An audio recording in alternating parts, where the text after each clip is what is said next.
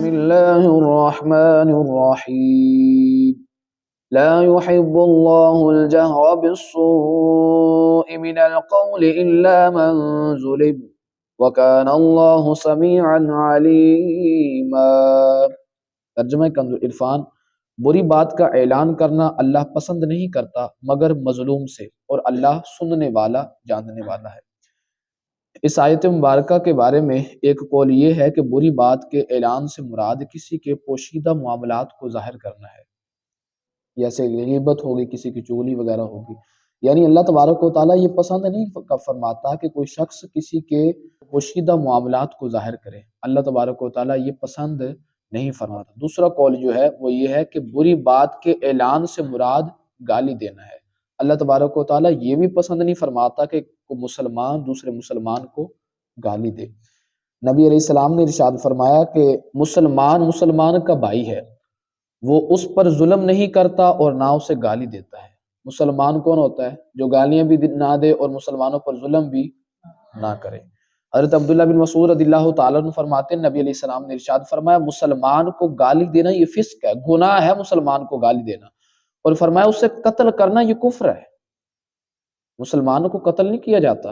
حضرت ابو ہریرہ رضی اللہ تعالیٰ عنہ روایت کرتے ہیں نبی علیہ السلام نے ارشاد فرمایا آپس میں گالی دینے والے دو آدمی جو کچھ کہیں تو وہ یعنی اس کا وبال ابتدا کرنے والے پر ہے، جس نے پہلے گالی دی اس پر اس کا گالی کا جو گناہ ہے وبال ہے وہ اسی پر ہوگا، اور فرمایا جب تک کہ مظلوم حد سے نہ بڑھ جائے۔ اب بری بات کا اعلان اللہ عز و جل کو پسند نہیں، البتہ مظلوم کو اس بات کی اجازت ہے کہ وہ ظالم کے ظلم کو بیان کر سکتا ہے، یعنی اگر اس پر کسی نے ظلم کیا ہے تو وہ بیان کر سکتا ہے۔ اس آیت مبارکہ کا شان نزول یہ ہے کہ ایک شخص ایک قوم کا مہمان ہوا تھا اور انہوں نے اچھی طرح اس کی میزبانی نہ کی، اس کی خدمت نہ کی۔ جب یہ وہاں سے نکلا تو ان علاقے والوں کی، ان گھر والوں کی شکایتیں کرتا ہوا نکلا، تو اس واقعے کے متعلق یہ آیت مبارکہ نازل ہوئی۔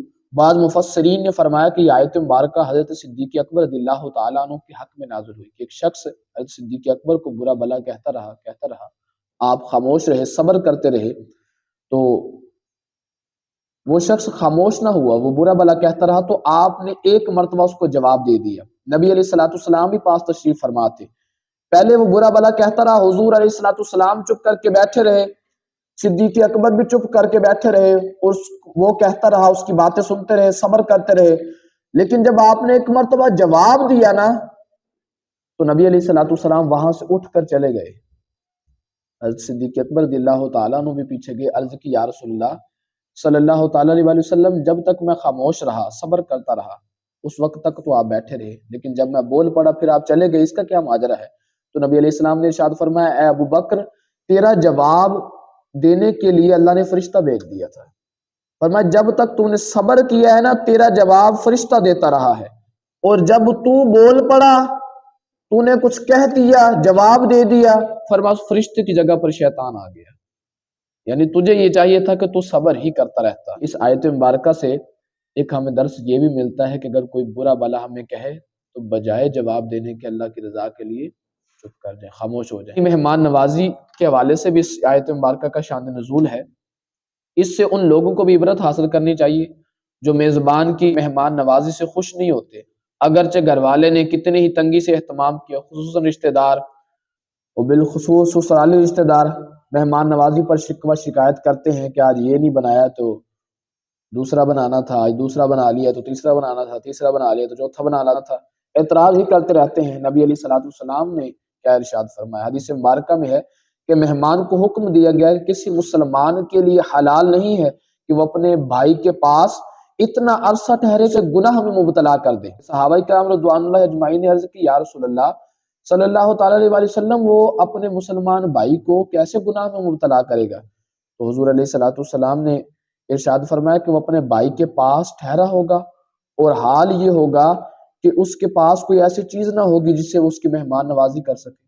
دیکھیں نا شریعت مطہرہ نے 3 دن کی مہمان نوازی کا کہا گیا ہے، اب کوئی جا کر 10 دن کے لیے، مہینے کے لیے بیٹھ جائے اس کا مہمان بن کے تو پھر میزبان کے لیے مشکل آ جائے گی، نہیں پتہ کہ اس کے پاس اس کو کھلانے کے لیے کچھ ہے یا نہیں ہے۔ چلو وہ 1 2 دن 3 دن تو برداشت کر لے گا، کہیں نہ کہیں سے لے دے کر اس کی مہمان نوازی کرتا رہے گا، لیکن اگر کوئی جا کے بیٹھ ہی 2 مہینے کے لیے جائے، زبردستی مہمان بننا کسی کا، جا کر اس کے ہاں بیٹھ گیا، تو یہ اس کے لیے پھر مشکل آ جائے گی۔ فرمایا اس طرح وہ اسے گناہ میں مبتلا کر دے گا۔ اللہ تعالی ہمیں عمل کی توفیق عطا فرمائے۔ صدق اللہ العظیم۔